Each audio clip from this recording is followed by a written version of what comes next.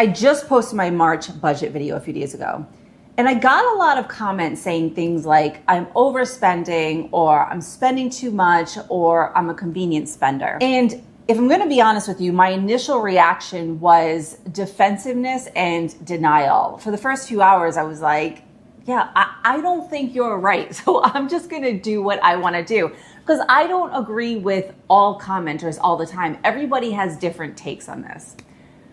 But what I realized after kind of thinking through it for a little bit is that the reason why I did not take it in right away is because I'm comparing my budgeting now to who I was 2, 3, 4, 5 years ago.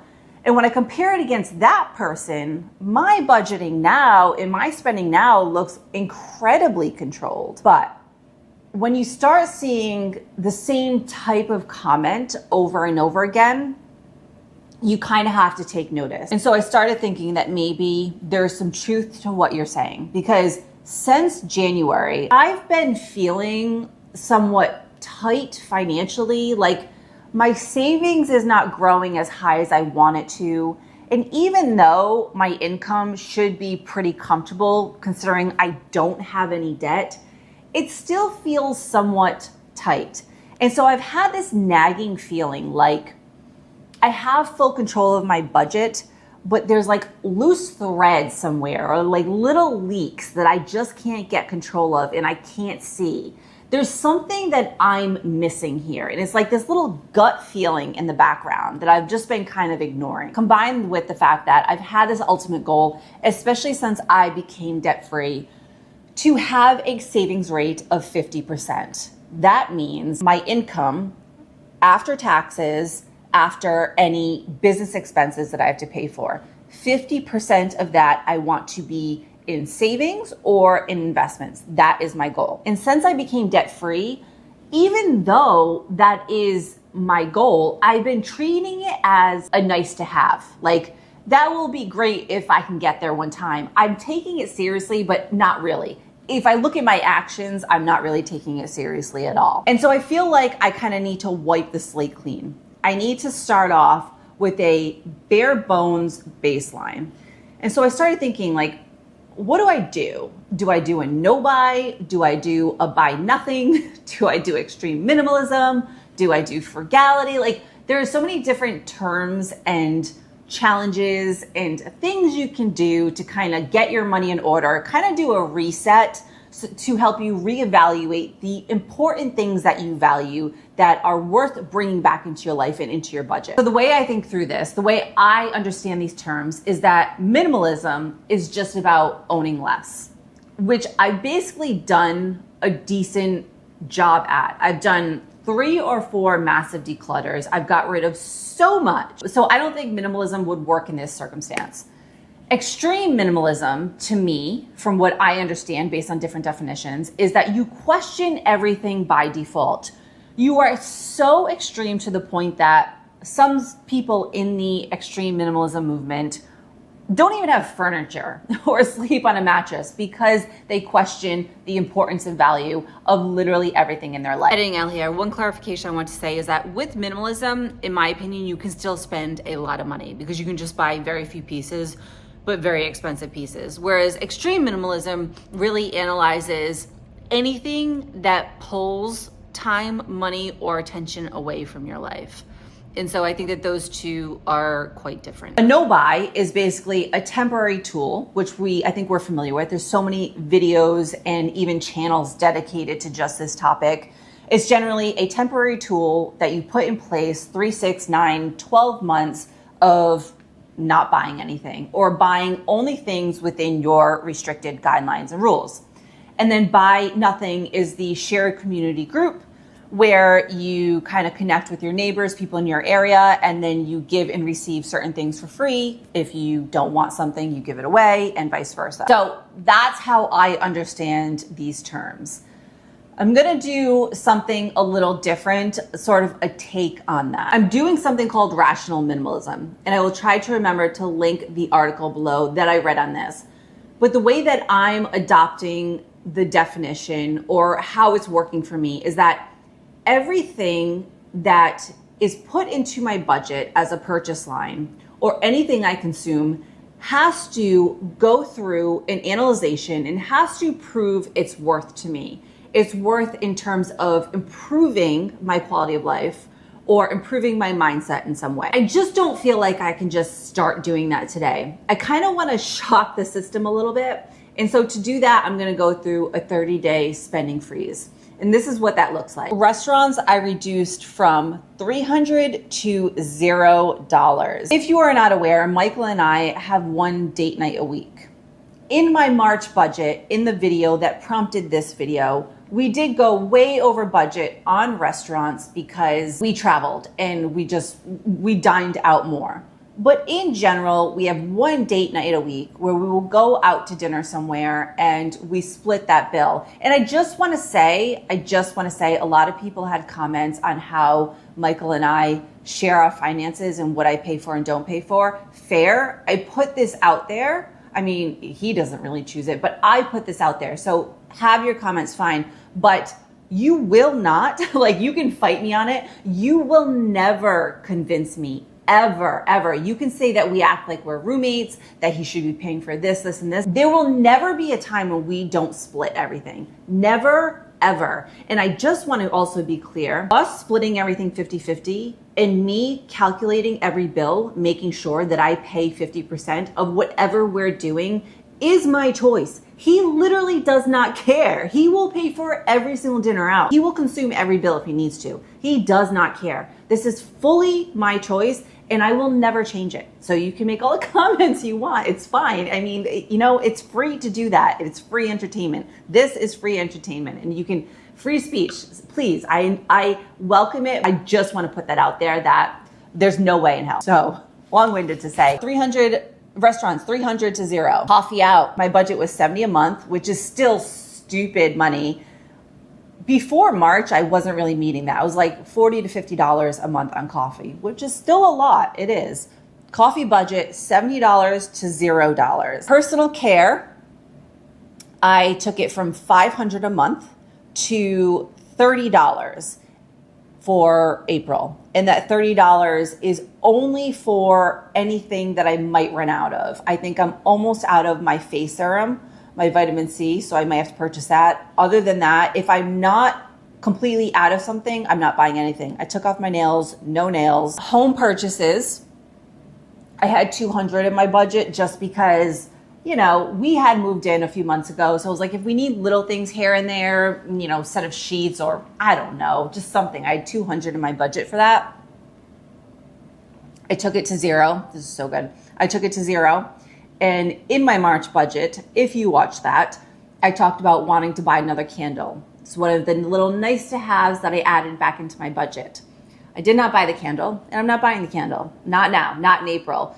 Again, that candle has to prove its worth. I'm going to go without it for a little while, evaluate it, and then in May, if I still think it's worth it and I think it's worth making the purchase, then I will. And I'm still following my savings rule going forward, now and in the future. And that savings rule is that anything I purchase that is not a fixed cost or a necessary, I will put the same amount into my savings account.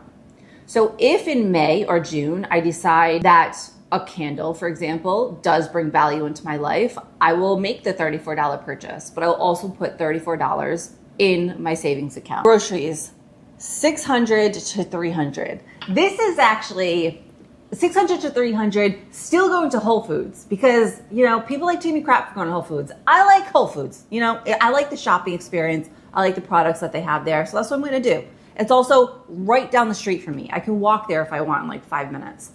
So I'm sticking with it, but I'm going to try to keep my grocery budget this is going to be a challenge. This is going to be a fun challenge, actually. I'm going to try to keep my grocery budget at $300, going to Whole Foods for the month of April. Let's see. I think I can do it. I also canceled Rent the Runway. Well, I didn't cancel it. I paused it for April so I can reevaluate. Do I still want to continue with this? And then I also paused my alarm app. And so if you're not familiar, I was paying almost $8 for an alarm app. Wakes me up in the morning. I have a hard time waking up. So this app forces me to write a paragraph or do squats or do something, and it won't stop going off until I complete the task. But I'm going to try to go without it, because even at $8 a month, I just want to see, like, I just want to be at baseline zero. All of the things that I've removed from my budget takes me to about a $1,200 savings in the month of April by getting rid of all of this stuff or reducing my budget in certain areas. A few things I noticed immediately, because I did this last night, is that when I went through my budget with like a fine-tooth comb and got rid of everything and reduced a lot, afterwards my budget felt decluttered. Like, I felt like I had a minimalist budget. It was actually really light. It's the equivalent of if you declutter a space in your home. Like, I felt that same way. It just felt so clear and organized and easy to manage. I was like, this is great. I signed up for the Index app, which I'm totally late to the game on this app. Completely late. I know this thing has been around for a long time. And I tried it in the past, but I didn't stick with it because it just felt like such a time suck to go through my entire closet and take photos. Now I'm into it for some reason. It seems like a fun way to play with to really appreciate your wardrobe and play with different ways to style different things. And so I don't know if right now the app is free to me. I don't know if there's a cost to it, but I just started playing around with it yesterday. But that's one thing I'm doing to help me appreciate my closet more, especially since I have a lot less now. I also joined 2 buy nothing groups in my community. And I did that not with the purpose of receiving anything, but more for maybe giving some stuff away, because I recently did my last declutter and there were a lot of stuff I was ready to part with. So I put it in a box or a container, set it aside, and I'm like, I'm gonna sell all of this on Poshmark. Well, I do not like selling on Poshmark. I just hate it. It just feels like too much of a waste of time and I cannot make it feel important. I understand that I'm getting some money back. I understand there's a way to make extra income. I just cannot make it feel important enough to lose the time between measuring the clothing and taking the short clips and taking the photos and managing the comments and packing it up and shipping it out. It's just not important to me, which means that going forward, when I do buy something, I understand that I'm probably not going to sell it, so I can never have that intention. I just want to make sure that I keep it for forever. I'm saying all of this because the clothing that I've decluttered is still in my house. It's just sitting packed away. And so I was like, maybe I just give it to people in the buy nothing group. I was even considering, honestly, making a post and like just shipping it to a few viewers of this channel for free. Maybe just ask to pay for shipping and that's it. I don't really know what the best tactic is here. I know I don't want to have these clothes anymore, but I also know I do not want to sell them. I could just donate them, but I'd rather just give it to specific people for some reason. I don't know why. Maybe because I still feel an emotional pull with some of these clothes. I don't know. So there's that. 2 things I am keeping in my budget in April that did not go on the chopping block is I'm getting a color analysis done. I've already had it scheduled, so I just kept it. I want to get this done because I really want to understand my colors when I do buy clothing or for makeup. I know a lot of people say that you can use AI. Fair, I know this, but I have a tough time with colors for some reason. I can figure out what looks good on a body shape, but when it comes to color, I just have a hard time figuring that out. And so I can ask AI, but I don't know if AI is being truthful and I can't fact check it. I have no idea. So I'm just gonna pay a person to do it. And that cost me $165. And then I'm also keeping the house cleaner. Michael and I split the cost of the house cleaner, $95 every other week. I'm doing this because one, I got comments saying like clean up your own house. I do clean my house. They do a deep clean. Now that I am working for myself, it is more important for me to spend more time working. When I was in a corporate job or even with my freelance marketing job, I'm paid a specific amount of money. It doesn't matter if I work 80 hours or 40 hours. I'm paid that much. So if I do a deep clean of the house on a Saturday, it doesn't affect my income. But when you are in, content creation, the amount of time and effort you put in can be directly correlated with the amount of income you receive. And so it just feels like I would rather be working than I'm saying all this because the $95 to me is so worth it. It's non-negotiable for me. So I'm keeping that in the budget. So this is what my plan is. I've removed about $1,200 from my budget. I want to live with this for 30 days and just see how it feels. See how it feels to really cut my grocery budget down a lot, to live without all of the nice to haves that I've kind of let back into my spending plan. Then over the next 60 or 90 days, I will likely let a few things back in. I'm definitely going to keep getting my hair done. And Botox is one of the things that I probably will not ever cut from my budget. Those are just two things that I really value. Okay, you can, criticize me or not. But anything else like dry cleaning or nails or rent the runway or any other small purchases, even coffee out, I'm going to fully analyze before I let back in and put it back into my budget. And it might be the case that most of them are not allowed back into my budget because I realize I don't actually need it. If you're somebody who has been considering doing something like this, there are so many different variations of it. But if you're somebody who's been considering going towards the frugality side or the minimalism side or doing a no-buy, it's just important to keep in mind that it can feel a little exciting, and it does to me because it feels like a restart and a refresh.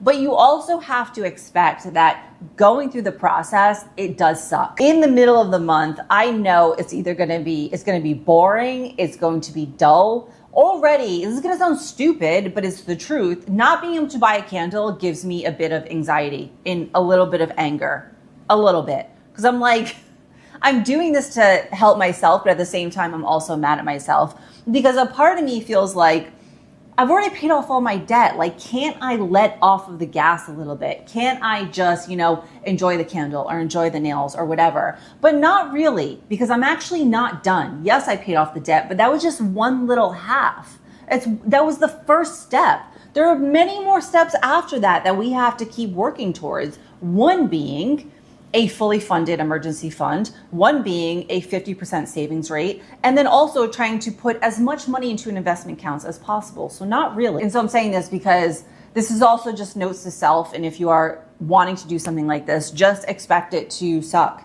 It sucks. It's dull, it's boring. It can be a little enlightening and clarifying, really give you some clarity on what actually matters to you and what is worth putting your money towards. But yeah, overall, the whole thing, like going on a spending freeze is not fun. April's going to be different. And I think it's going to be worth it because if I say and believe, which I do, that the most important thing to me is to save 50% of my income, then I have to act in accordance with that. And I have to keep having discipline and keep being mindful. And it's hard. And this is why a lot of us can fall off because it's so hard to keep trying all the time. It's just so much easier to not think about it and to just kind of let it be easy and not really analyze anything, to just enjoy things in the moment. So to anybody that commented on that video, whether it was positive or, somewhat critical, I welcome all of it and I appreciate all of it. So thank you very much. And this is also why I always say, if you want to get control of your spending, if you want to overcome a shopping addiction or an impulsive buying, I think the most effective way is to put it on the internet. It's not comfortable. It is quite vulnerable. You're exposing yourself. It's not for everybody. It's definitely not for everybody, but it is so effective at holding you accountable because you need somebody else. Sometimes it's hard to see, you need somebody else to call you out to really look at yourself. So anyway, thank you to all of you. And I'll see you in the next one. Okay, thanks.